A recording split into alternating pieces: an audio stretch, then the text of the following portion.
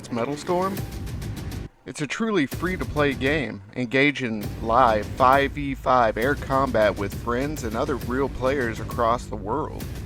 Collect and upgrade the world's most advanced and legendary jets and dominate the skies. Available on both PC and mobile devices. Join for free today and conquer the skies. Only on Metalstorm. Let's get back into it. You seen the title? Let's go. The Saab F-35 Draken, also known as the Kite or the Dragon, is a Swedish fighter interceptor developed and manufactured by Saab between 1955 and 1974. However, development of the Draken actually started in 1948 as a future replacement for the also in development Saab 29. It actually features an innovative but unproven double delta wing, which led to the creation of subscale test aircraft, the Saab 210, which was produced and flown to test previously unexplored aerodynamic features.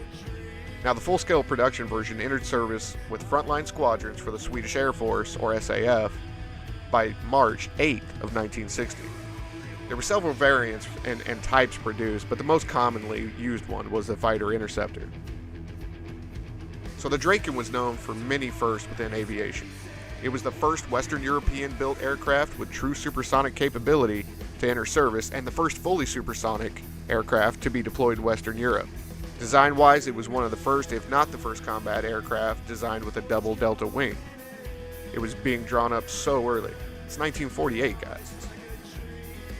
Now, the unconventional wing design also had side effects of making it the first known aircraft to be capable to perform the Cobra maneuver. Now, the Draken functioned as an effective supersonic fighter aircraft for the Cold War period, although it was never used in the conflict.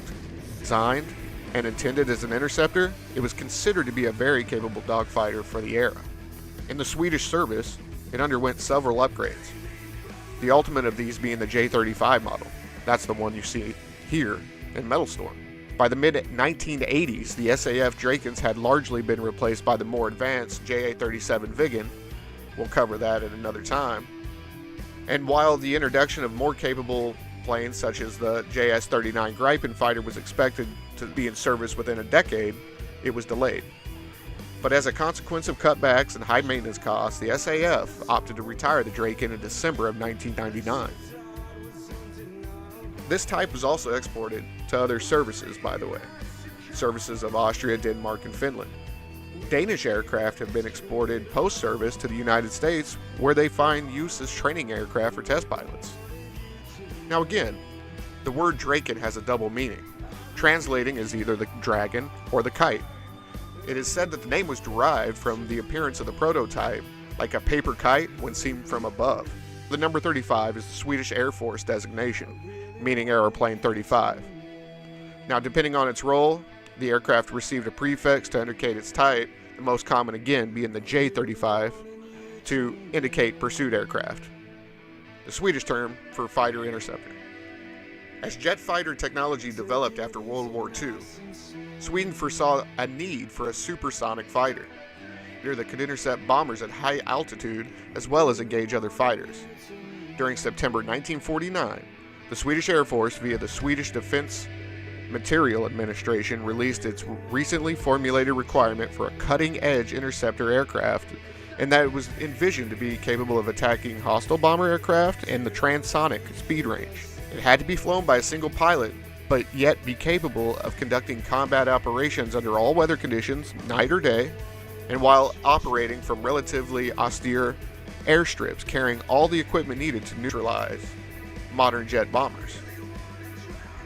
Although other interceptors like the U.S. Air Force's F-104 Starfighter were being conceived at the time, this fighter would have to undertake a role unique to Sweden: the ability to operate from reinforced public roads, which were to be used as part of wartime air bases.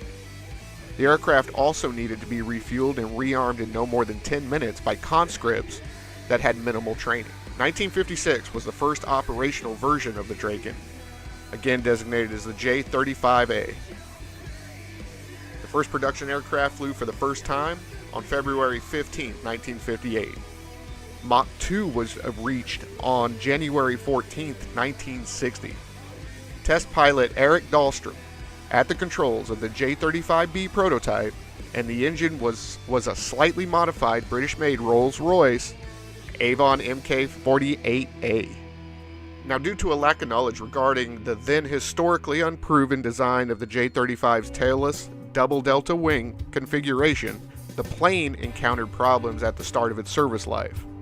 The unstable design of the double delta wing made it difficult to land in early versions of the J-35, as they had to be manually stabilized during landing.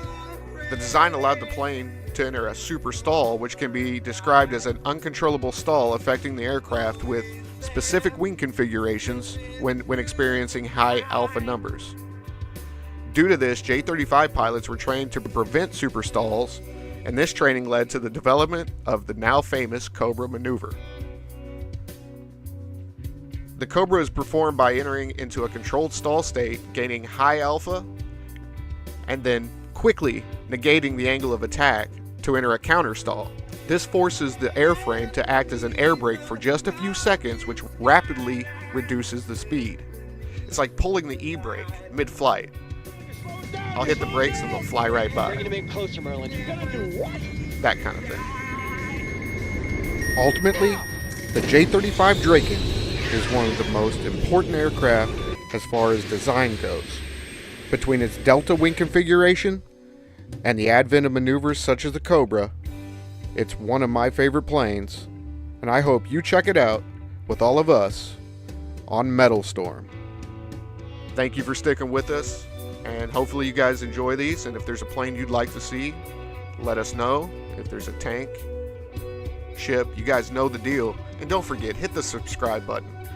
Hit like, comment, let us know what you're thinking. All of it really, really helps us out. And until next time, I'm Cool Breeze, and we're out.